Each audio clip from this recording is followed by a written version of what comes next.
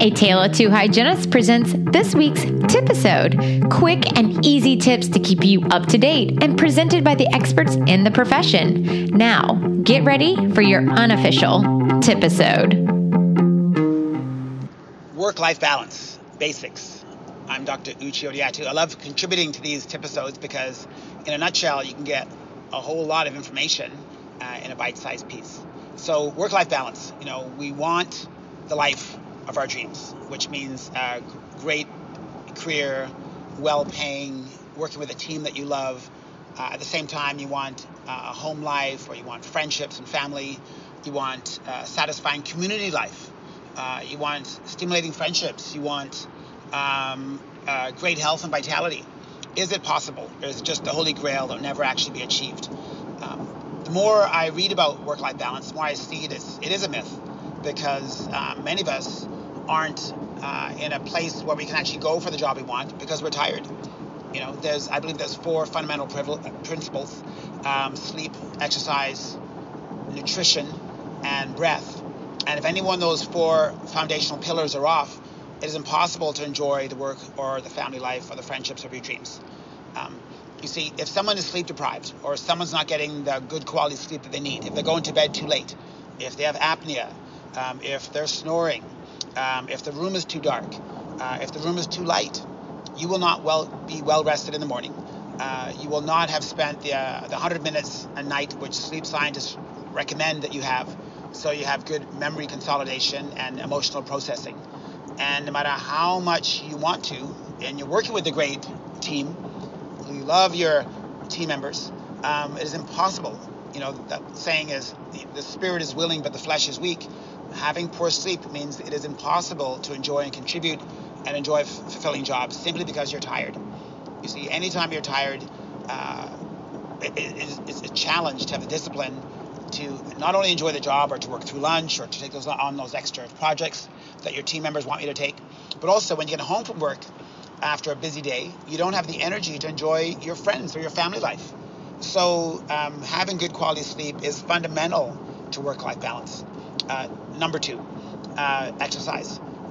Less than 10% of the population exercises on a regular basis, which means that they're able to enjoy a pain-free body. They're able to enjoy boundless energy. They're able to enjoy good working muscles and good aerobic capacity, which means they can actually say yes to their friends and go on hiking on the weekend. They can actually stay a little longer at work simply because they have the energy. People who exercise have more energy than people who don't exercise. People who exercise have better functioning immune systems, and they don't get sick as often, which means they'll have less sick time. So fundamental pillar 2 of going for the job that you want and being able to have the energy to enjoy your family life after is exercising on a regular basis. How much?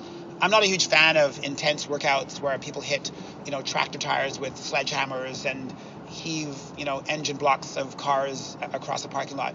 I think much of the dental industry life is pretty intense, and many of us are working hard all day, physically and emotionally.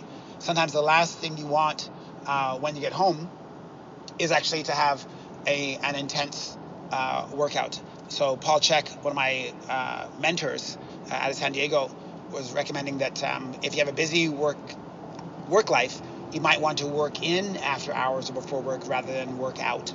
Okay, so we're talking a peaceful, gentle workout like Tai Chi, like yoga, maybe some Zumba, which I got recently licensed to instruct. So that's my pillar 2. Number 3, nutrition. If someone's eating poor quality food, if someone's eating a lot of processed carbs, if someone's eating 6 meals a day, if someone's never tried fasting, if someone eats emotionally to fill a void that they have, it is impossible to go for more. You see, your very brain, your immune system, your hormonal system, your neurotransmitters are all made from the food we eat. So if we're eating poor quality food, poor quality thoughts, poor quality emotions. So I implore you to eat with some mindfulness. I implore you to eat with some functionality in mind. And I always talk about the 3 F's, food for function. What kind of day I want?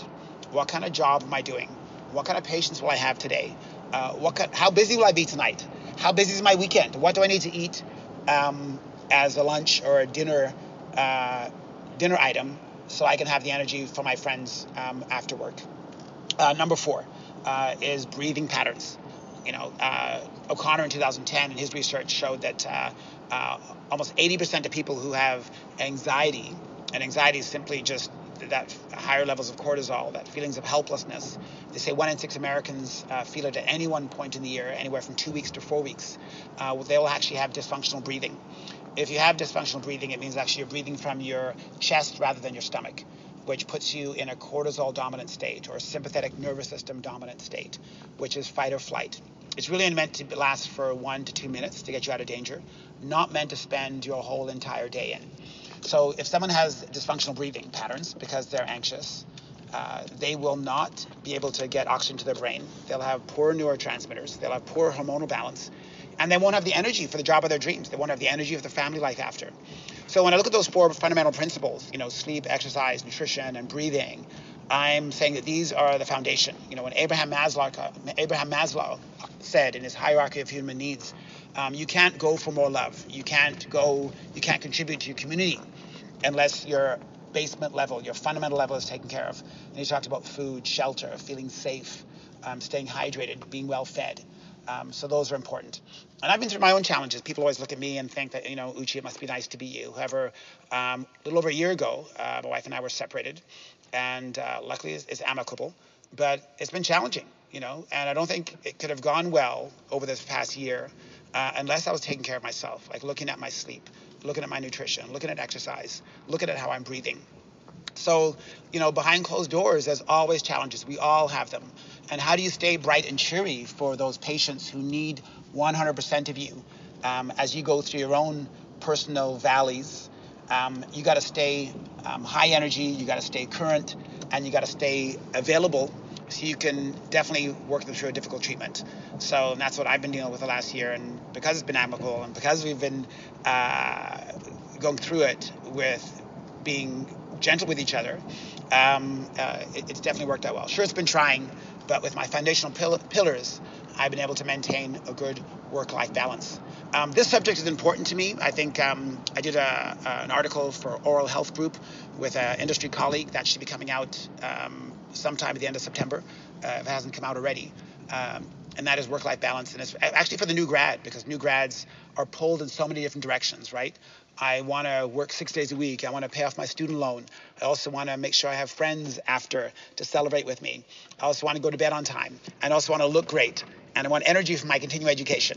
So anyway, there's an article that we wrote for the Oral Health Group. It's the National Journal for Dental Hygienists in Canada.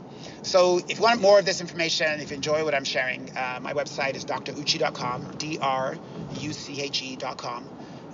My Fit Speakers is my Instagram name, so it's @FitSpeakers.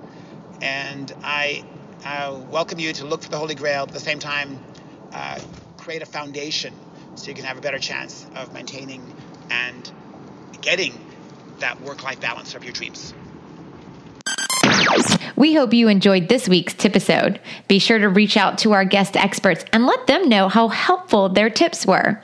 Follow A Tale of Two Hygienists on Facebook, Instagram, and head over to AToTHhygienist.com and subscribe to our newsletter. You can also email us at AToTHhygienist@gmail.com and keep listening for more awesome content from your unofficial dental hygiene podcast.